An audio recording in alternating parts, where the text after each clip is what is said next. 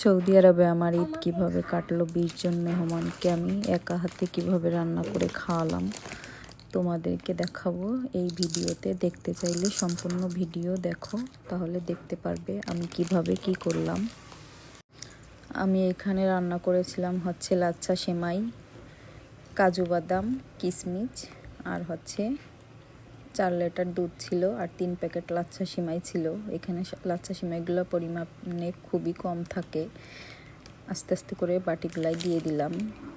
4 জন 5 জন এরকম করে আসছিল, 2 জন, যেহেতু এতগুলা লোক একসঙ্গে বসতে দিতে পারবো না, তাই কম কম করে লোক আসছিল, সবাইকে আমি বেড়ে দিচ্ছিলাম। এইখানে সবই ছিল কাছের আত্মীয় স্বজন, আমার হাজব্যান্ডের ভাই বন্ধু, ওরাই ছিল। কারণ দূরে যারা আছে তাদেরকে তো আর আসতে বললেও আসতে পারবে না, এখানে 200-300 রিয়াল ভাড়া আছে। এরকম দূরেও আমার কাছের মানুষজনগুলো আছে, এই জন্য তাদেরকে আর বলা হয় নাই, কারণ তারা আসতে পারবে না যারা ডিউটিতে আছে। রান্না বাড়া শুরু করে দিচ্ছি। এখানে আছে গরুর মাংস, এখানে 8 কেজি গরুর মাংস আছে।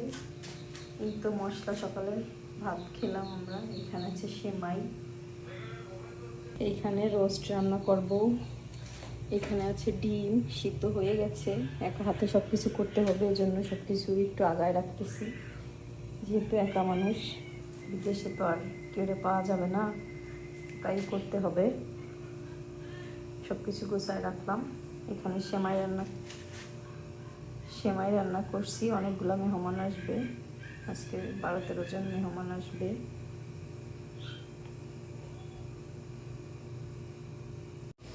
বারো জন মেহমান আসার কথা ছিল, সেখানে 20 জন মেহমান হয়ে গেছে, তাই মাংসটাও বেশি করে রান্না করা লাগছে। এরপরে আমি আবারও 1 কেজি মাংস দিছি। প্রথমে আমি 8 কেজি মাংস রান্না করতেছিলাম, আর এখানে আমি 6 কেজি মুরগির মাংসের রোস্ট বানাইছিলাম। আস্তে আস্তে করে এগুলা সব ভেজে নিচ্ছিলাম লাল লাল করে। খুব ভালো লাগছে, সবাইকে খাওয়াইতেও খুব ভালো লাগছে। ঈদের দিন ফার্স্ট টাইম আমি এতগুলা লোকের রান্না বান্না করলাম। দেশে হলে হয়তো আমি রান্না করতাম না, আমার জায়গায় অন্য কেউ রান্না করতো, কিন্তু এখানে আমি নিজে হাতেই রান্না করলাম। এখানে আছে ডিম আর হচ্ছে রোস্ট, একসঙ্গেই করে ফেলবো, না হয়তো আমার খুব ঝামেলা হয়ে যাবে।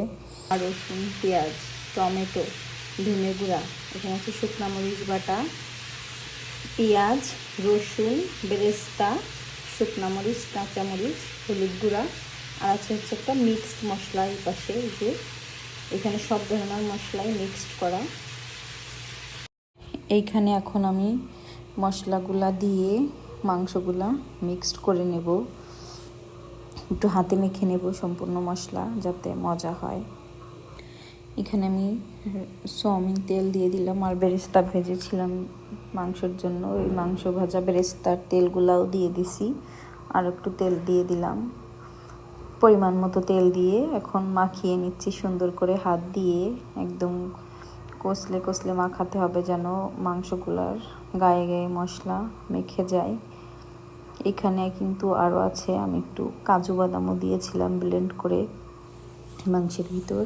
মাংসটা খেতে ভীষণ মজা হয়েছিল, যদিও আমার একটু কষ্ট হচ্ছে, যদিও রান্না করতে কষ্ট হচ্ছিল, তারপরেও কিন্তু অনেক ভালো লাগতেছিল।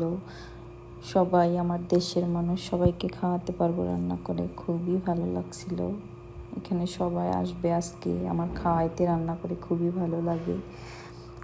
যদি তারা আমার মনের মতো হয়, ভালো মানুষ হয়, তাদেরকে আমি খুব ভালোবাসি, তাদেরকে আমি খাওয়াইতেও ভালোবাসি, দিতেও ভালোবাসি। কিন্তু যারা আমার মতো করে আমাকে বোঝে না, তাদেরকে আমি একদমই দেখতে পারি না।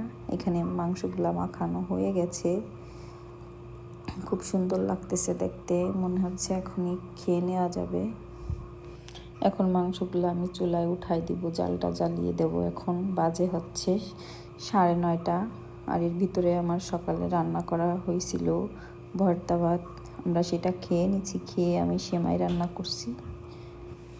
যাই হোক, মাংসটা উঠাই দিলাম, এদিকে রোস্টগুলাও ভাজতেছি।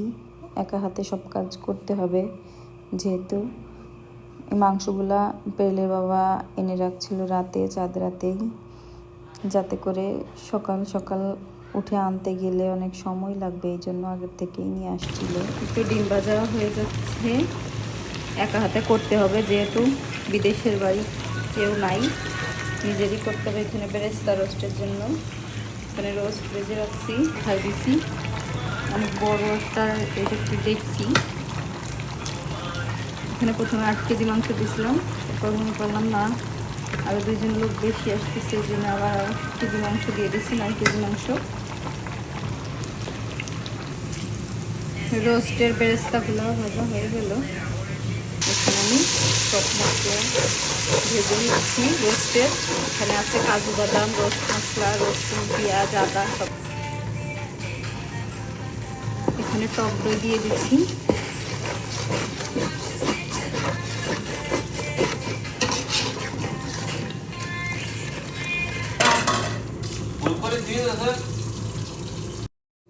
এখন আমি মশলার ভিতরে রোস্টগুলা দিয়ে দিলাম। এরপরে আমি কি করলাম, কিছুক্ষণ নাড়তে লাগলাম। এখন দেখি একদমই তলেগুলা নাড়া যাচ্ছে না, তাই আমি আর একটা ডেক্সিতে নামিয়ে পরে আবারও আমি মাংস রান্না হয়ে গেছে। এখন বেরেস্তা গরম মশলার গুঁড়ি দিয়ে দেবো। আচ্ছা, মাংস রান্না,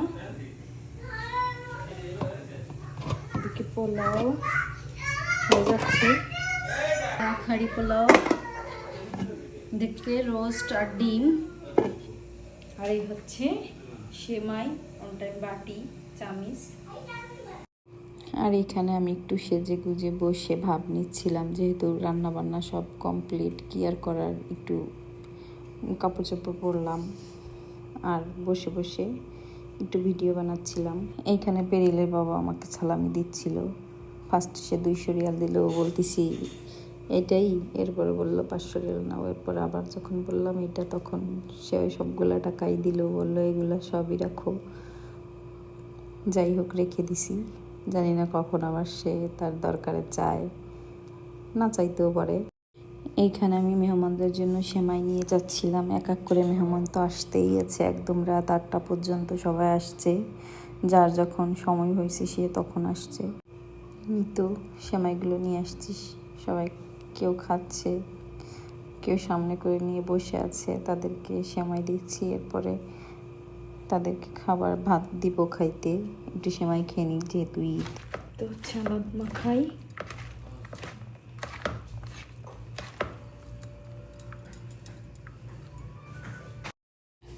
এখানে আমার হাজব্যান্ড সবাইকে খাতি দিচ্ছিল, আর আমি দেখতেছিলাম। তো রোস্ট, ডিম, সালাদ, গরুর মাংস, পোলাও, এর